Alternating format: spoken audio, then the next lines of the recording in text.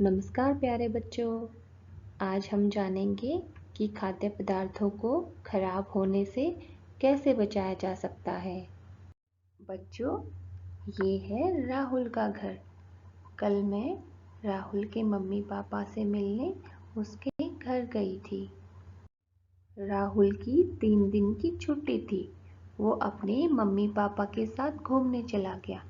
जब वो वापस आया तो उसे याद आया कि वो तो बैग से टिफ़िन निकालना ही भूल गया था और उसमें रोटी भी बची हुई थी।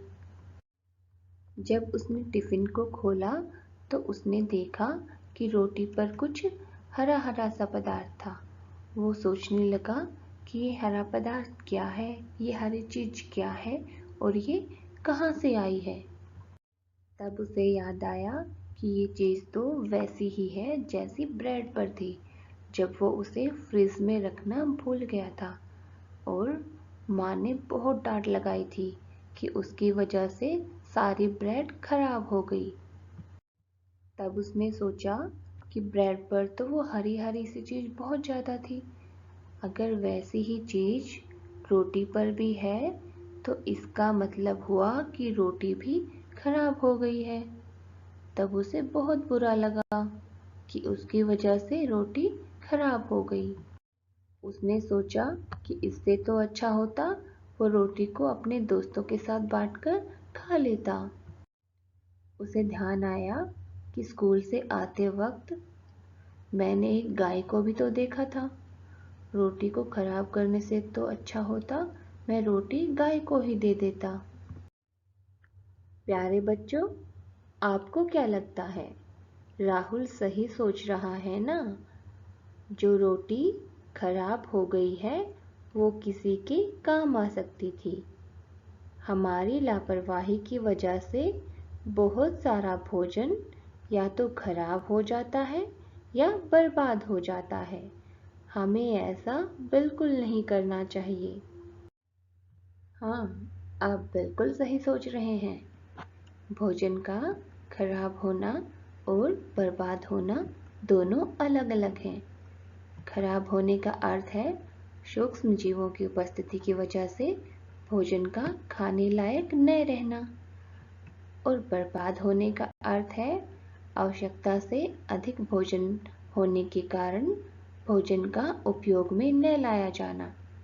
चलिए, भोजन के बर्बाद होने के अर्थ को हम कुछ उदाहरणों के माध्यम से समझते हैं।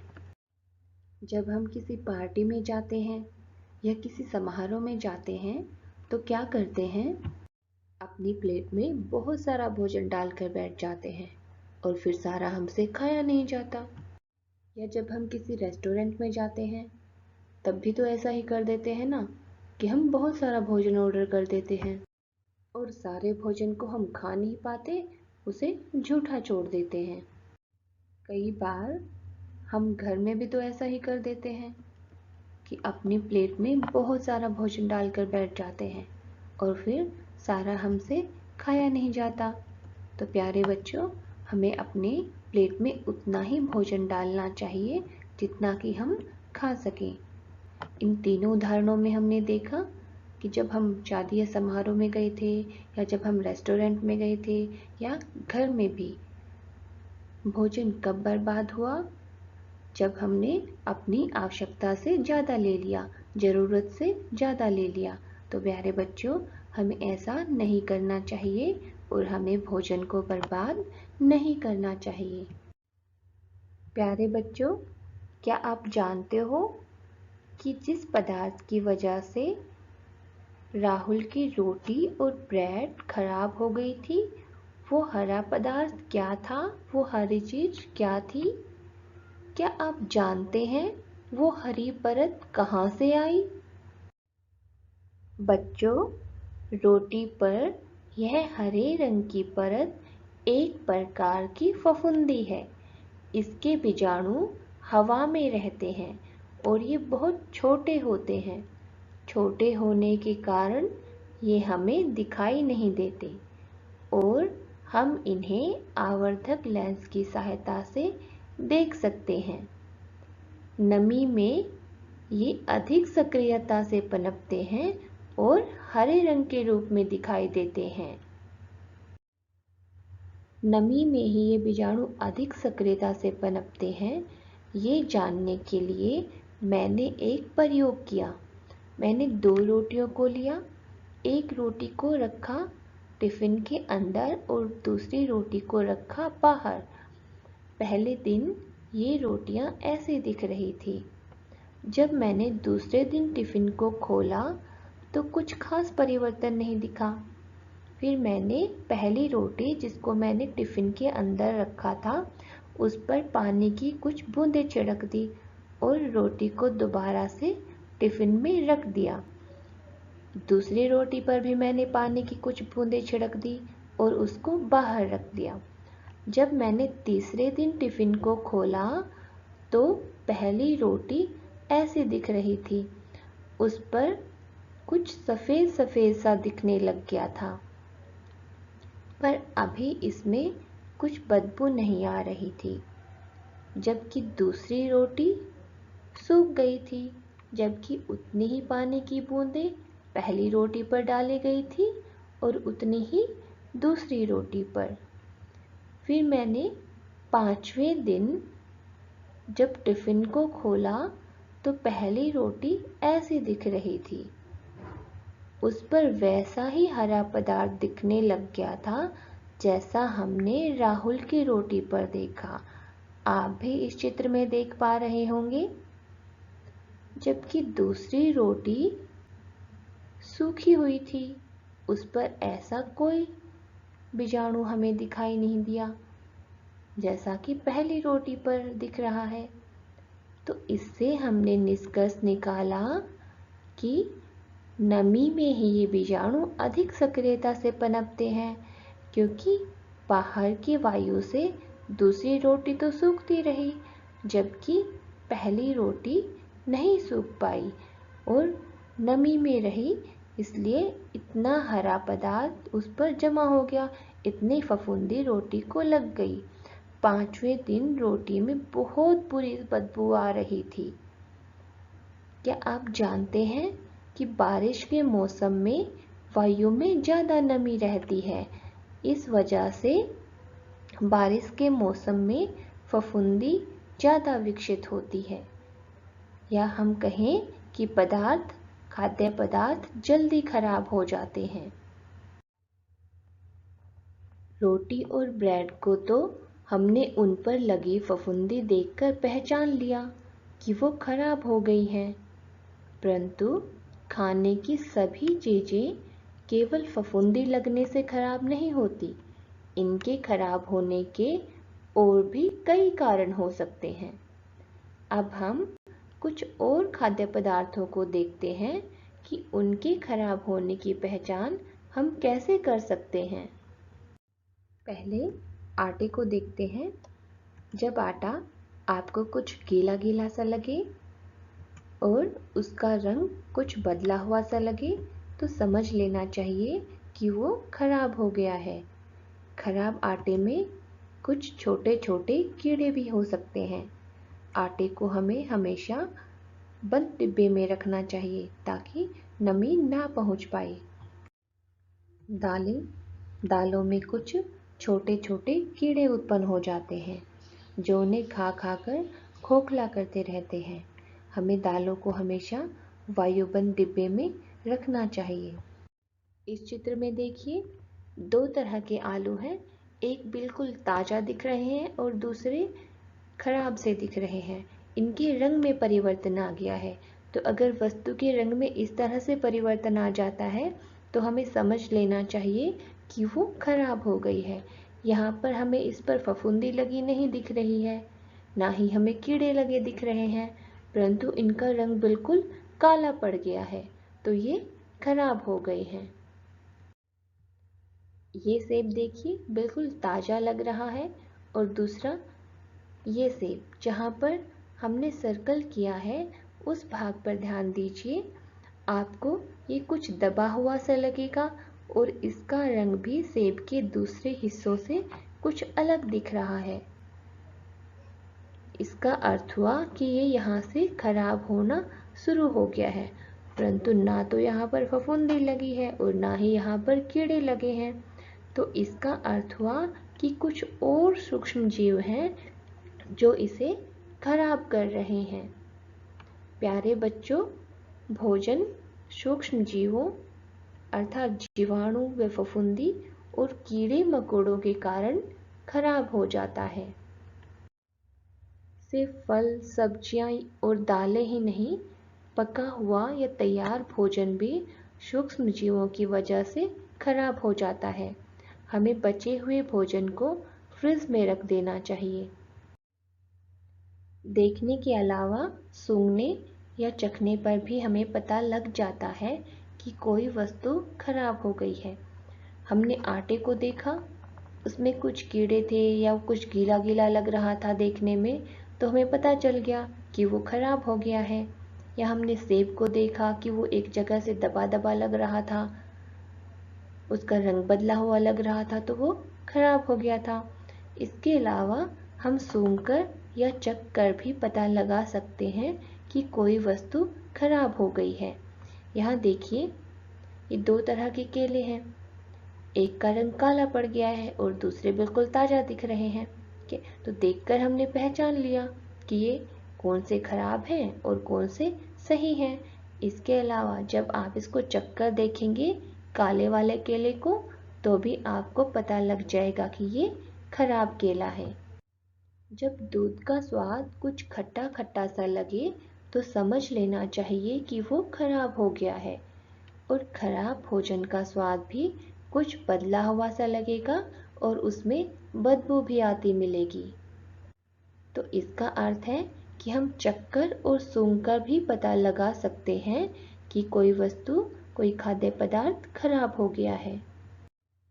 तो प्यारे बच्चों, अभी तक हमने जाना कि किसी वस्तु के खराब होने का पता हमें लग जाता है यदि उसके रंग में परिवर्तन आ जाए, उसमें कुछ कीड़े उत्पन्न हो जाएं, उसमें बदबू आती हो या छूकर देखने पर वो पहले जैसा ना लगे। जैसे कि हम आटे को अगर गूंदकर बाहर छोड़ देते हैं तो वो ढीला हो जाता है, वो पहले जैसा नहीं दिखेगा आपको छूकर देखने पर। तो इसका अर्थ हुआ कि वो खराब हो गया है। अगर फल या सब्जियां छूने पर दबी हुई सी लगे तो इसका अर्थ है वो वहाँ से खराब हो गई हैं, जैसा कि हमने सेब को देखा था। और अगर किसी खाद्य पदार्थ के स्वाद में परिवर्तन आ जाए तो भी हमें समझ लेना चाहिए वो खराब हो गया है। अब आप ऐसा कीजिए कि 5 ऐसी चीज़ों के नाम लिखिए जिन्हें देखकर या सूंघकर आपको पता लग जाता है कि वो खराब हो गई हैं। इस तरह की एक तालिका बनाइए और उसमें 5-5 चीज़ों के नाम लिखिए। प्यारे बच्चों, आपके घर में बहुत सारा सामान आता होगा ना। यहाँ पर हमने कुछ खाद्य पदार्थों को लिया है और अब हम इसमें से उन खाद्य पदार्थों को छांटेंगे जो हमें रोजाना लाने पड़ते हैं। मुझे तो ऐसा यहाँ पर एक ही दिख रहा है, दूध, जो हमें रोजाना लाना पड़ता है। अब हम उन खाद्य पदार्थों को छांटते हैं जो हमें सप्ताह में एक बार लाने पड़ते हैं। ऐसे पदार्थ मुझे 2 दिखे, केला और पपीता। चलिए अब हम उन पदार्थों को छांटते हैं जो हम महीने में एक बार लाते हैं। ऐसे तो मुझे 4 दिख रहे हैं, प्याज, आलू, दालें और आटा। बच गया 1, गेहूं। ये तो ऐसा पदार्थ है जो हम साल में एक बार ले आते हैं और हमारा काम चल जाता है। चलिए अब ऐसा कीजिए कि आपके घर में जो भी खाद्य पदार्थ हैं उनकी एक सूची बना लीजिए और फिर उसमें से उन पदार्थों को छांटिए जो आप रोजाना लाते हैं। उसके बाद उन पदार्थों के नाम लिखिए जो आप सप्ताह में एक बार लाते हैं। फिर उन पदार्थों को छांटिए जो आप महीने में एक बार लाते हैं। फिर आपके पास बच जाएंगे वो पदार्थ जो आप साल में एक बार लाते हैं। जब आप ऐसी तालिका बना चुके होंगे तो आप पाएंगे कि सबसे ऊपर वो पदार्थ हैं जो जल्दी खराब हो जाते हैं और सबसे अंत में वो पदार्थ हैं जो जल्दी खराब नहीं होते। अर्थात जो पदार्थ जल्दी खराब हो जाते हैं वो हमें रोजाना लाने पड़ते हैं। कुछ पदार्थ ऐसे हैं जिनको हम सप्ताह भर के लिए प्रयोग में ला सकते हैं, कुछ को हम महीने भर प्रयोग कर सकते हैं और कुछ को हम साल भर प्रयोग कर सकते हैं। प्यारे बच्चों, प्रत्येक खाद्य पदार्थ के उपयोग की एक निश्चित समय अवधि होती है। अगर उस समय अवधि से ज़्यादा समय तक हम चीज़ों को रखते हैं तो वो खराब हो जाती हैं और खराब चीज़ें खाने से हम बीमार भी हो सकते हैं। जैसे नेहा बीमार हो गई। नेहा दुकान से मिठाई लेकर आई। मिठाई खाने के कुछ ही देर बाद नेहा के पेट में दर्द होने लगा और उसे उल्टियां भी होने लगी। तब डॉक्टर ने बताया कि खराब मिठाइयाँ खाने से ऐसा हुआ है। प्यारे बच्चों, दूध व दूध से बने पदार्थ बहुत जल्दी खराब हो जाते हैं। जब भी आप दुकान से कोई सामान लेकर आएं तो यह ज़रूर देखें कि उस सामान को कब पैक किया गया था और उसे कब तक उपयोग में लाया जा सकता है। हमें खराब सामान नहीं खरीदना चाहिए और खराब भोजन नहीं करना चाहिए। चलिए अब देखते हैं कि खाद्य पदार्थों को खराब होने से हम कैसे बचा सकते हैं। पहले हम जानते हैं कि दूध को खराब होने से कैसे बचा सकते हैं। आप जानते हैं ना कि गांव में लोग गाय और भैंस बहुत ज़्यादा मात्रा में पालते हैं और अपनी आवश्यकता के अनुसार दूध को रखकर बाकी दूध को वो डेयरी में दे देते हैं और वहाँ से इसे इकट्ठा करके दूध संयंत्र तक लाया जाता है। दूध संयंत्र पर दूध में वसा की मात्रा को मापा जाता है और फिर दूध को अधिक ताप पर गर्म करके एकदम ठंडा कर दिया जाता है। इससे दूध में उपस्थित जीवाणु निष्क्रिय हो जाते हैं और दूध कई घंटों तक सुरक्षित रहता है और फिर यही दूध पैकेट में पैक होकर हमारे घरों तक पहुंचता है। दूध को अधिक ताप पर गर्म करके ठंडा करने की प्रक्रिया को पाश्चुरीकरण कहते हैं। जो हम दूध का पैकेट लेकर आते हैं उस पर लिखा भी होता है पाश्चुराइज्ड मिल्क, अर्थात ऐसा दूध जिसको अधिक ताप पर गर्म करके ठंडा किया गया हो। तो हमने जाना कि हम दूध को उबालकर कुछ घंटों के लिए सुरक्षित रख सकते हैं। इसके अलावा जब हम दूध को लेकर आते हैं तो हमें ये देखना चाहिए कि उसको कब पैक किया गया है, उसको हम कब तक उपयोग में ला सकते हैं। यहाँ पर जो हमने मार्क किया है वहाँ देखिए तिथि लिखी गई है कि इसको कब तक उपयोग में लाया जा सकता है। ये हमें ज़रूर देखना चाहिए। खाद्य पदार्थ के पैकेट पर और भी बहुत सारी जानकारी लिखी गई होती है। जैसे कि ये चावल का पैकेट है, हम देखते हैं इस पर क्या क्या लिखा गया है। यहाँ लिखा गया है कि इसको पकाने का तरीका क्या है। जहाँ हमने मार्क किया है वहाँ लिखा गया है कि इसको कब तक प्रयोग में लाया जा सकता है। यहाँ पर लिखा गया है कि इसके पैकिंग की तिथि क्या है और यहाँ लिखा गया है कि इसका मूल्य क्या है। जो आप नमकीन या बिस्किट का पैकेट खरीदते हैं उस पर भी बहुत सारी जानकारी लिखी गई होती है। जहाँ हमने मार्क किया है वहाँ देखिए लिखा है कि इसका भार क्या है, इसका मूल्य क्या है और इसके पैक होने की तारीख क्या है। ये जो आपको ग्रीन मार्क दिख रहा है इसका अर्थ है कि ये शाकाहारी खाद्य पदार्थ है। यहाँ पर इसके बनाने में प्रयोग की गई सामग्री को लिखा गया है और यहाँ पर आपके लिए एक निर्देश है कि प्रयोग के बाद इस कागज को कूड़ेदान में ही डालना है। हम दूध के बारे में बात कर रहे थे। तो बच्चों, क्या आप जानते हो हमारे राज्य के करनाल जिले में नेशनल डेयरी रिसर्च इंस्टीट्यूट अर्थात राष्ट्रीय डेयरी अनुसंधान संस्थान स्थित है और इस संस्थान में दुधारू पशुओं के अधिक दूध उत्पादन पर निरंतर शोध चलता रहता है, रिसर्च चलती रहती है। और हमारे हरियाणा की मुर्रा नस्ल की भैंस पूरे विश्व में अधिक दूध उत्पादन के लिए प्रसिद्ध है। अभी हमने जाना कि हम दूध को सुरक्षित रखने के लिए क्या करें। अब हम जानते हैं कि हम आंवले के परिरक्षण के लिए क्या कर सकते हैं, अर्थात उसको सुरक्षित रखने के लिए क्या कर सकते हैं। हम वो तरीका अपना सकते हैं जो कि मधु ने अपनाया। मधु ने अपनी नानी के साथ मिलकर आंवले का मुरब्बा बनाया। सबसे पहले उसने अपनी नानी की सहायता की और आंवलों को धोकर साफ किया। फिर उन्हें सुखाने के बाद कांटे से खोदकर फिटकरी के पानी में भिगोया। उसके बाद आंवलों को पानी में डालकर उबाला और फिर निकाल लिया।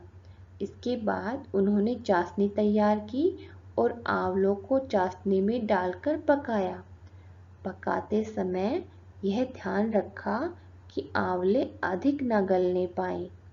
इसके बाद उनमें इलायची, काली मिर्च ये मिलाकर कांच के बर्तन में भर दिया और फिर हो गया स्वादिष्ट मुरब्बा तैयार।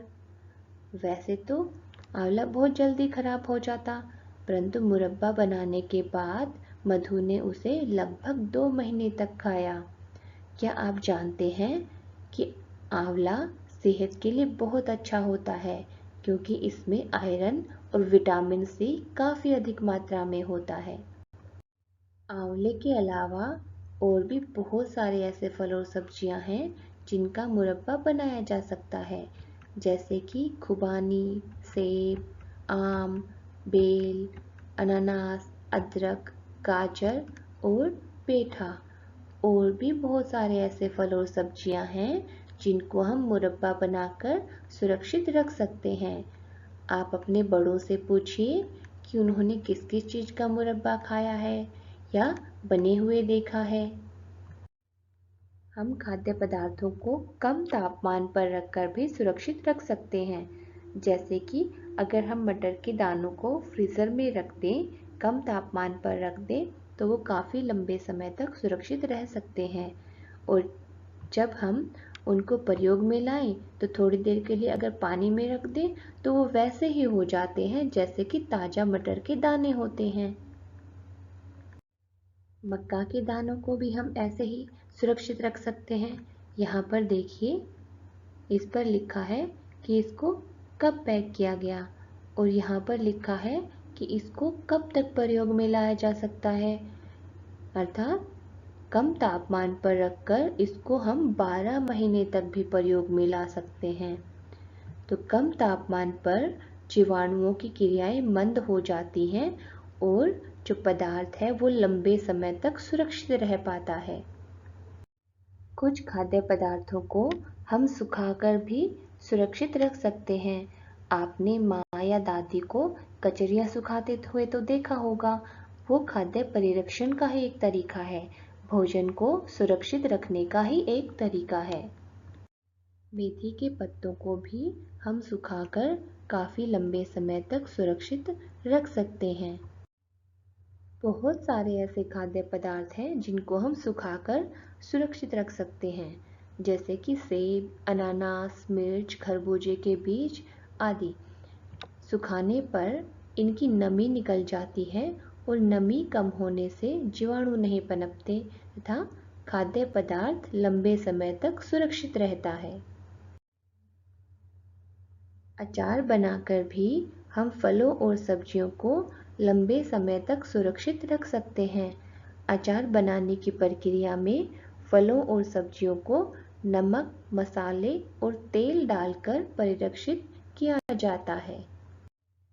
तो प्यारे बच्चों, हमने जाना कि हम खाद्य पदार्थों को सुखाकर, अचार बनाकर, डिब्बा बंद करके कम तापमान पर रखकर, मुरब्बा बनाकर और उबालकर सुरक्षित रख सकते हैं। सभी खाद्य पदार्थों के परिरक्षण का तरीका अलग-अलग होता है। आप अपने बड़ों से पूछिए कि वो गेहूं को सुरक्षित करने के लिए क्या उपाय करते हैं। उम्मीद है कि आपको समझ आया होगा कि हम खाद्य पदार्थों को खराब होने से कैसे बचा सकते हैं।